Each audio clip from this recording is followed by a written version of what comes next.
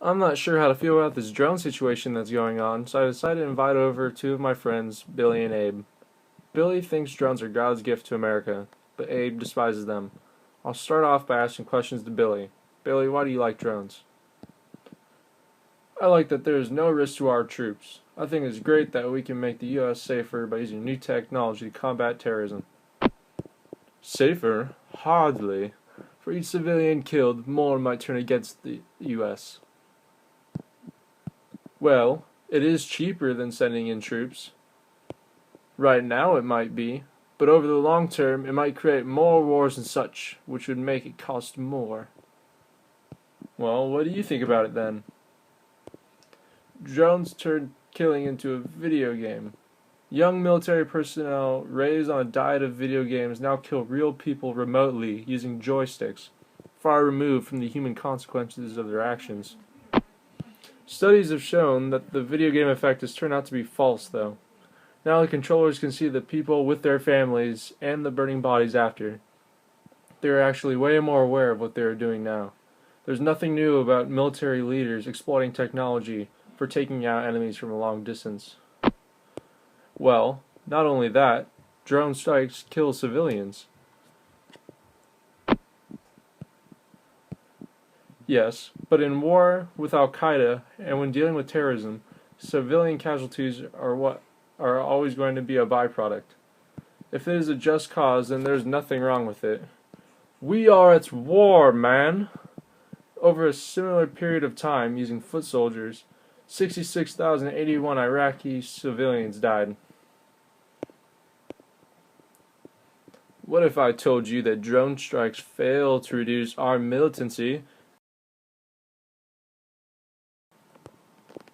What if I told you that this year drone strikes failed to reduce armed militancy and may even be counterproductive by causing radicalization?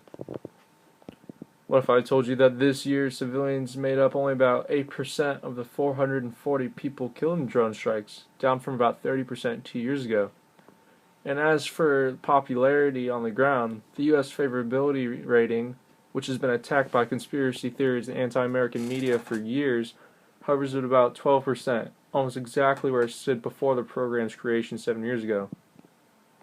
Well, their very cheapness removes an important inhibition in the use of extreme violence.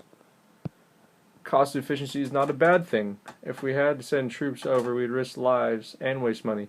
That doesn't make sense, even to me. They're contrary to international law. If it is a just strike, we are allowed to engage on people we are at war with. What is a just strike? I don't know. Just keep asking questions. Well, it constitutes the use of technology that inclines us to blowback and permanent war. What's blowback? It's the unintended consequences of a secret operation that are suffered by the civilian population of the government. Well, recent research suggests blowback is not inevitable in all cases, although I certainly agree it is a major drawback, and the attacks themselves are extremely effective in what they do. Well, thanks guys, but I think I've heard enough. I still don't know what I have to think about this. Let's see what I don't know. I don't know how accurate all these statistics are. Almost any statistic can be manipulated to favor one side.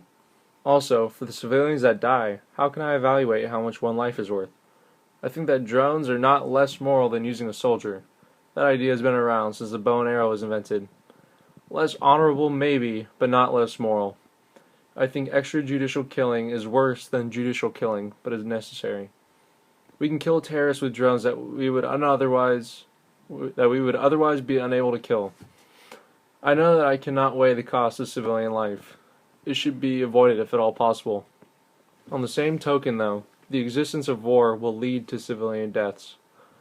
I don't see killing terrorists as immoral. There are not many options. We can either ignore them, use soldiers, try to make some sort of peace, or undermine the beliefs of the terrorists. The first option can be eliminated based on the principle of self-defense.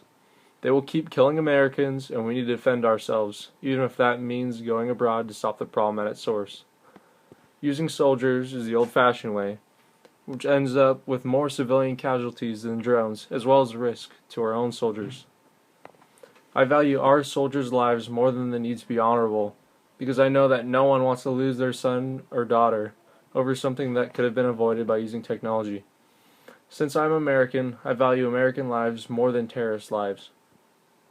Trying to make some sort of peace has also proven unsuccessful, as Al-Qaeda radicals will not be reasoned with. My last alternative would be to undermine the beliefs of the terrorists. I do not know how this would happen, but if we undermine their beliefs, they would lose a lot of motivation to kill Americans. Then again, is it wrong to undermine somebody's beliefs? Taking everything into account and seeing as none of the alternatives are sufficient, I think drones are the best option for I think drone strikes are the best option for an American stand against terror. If you don't have a problem with killing terrorists, then there's nothing immoral about drone strikes.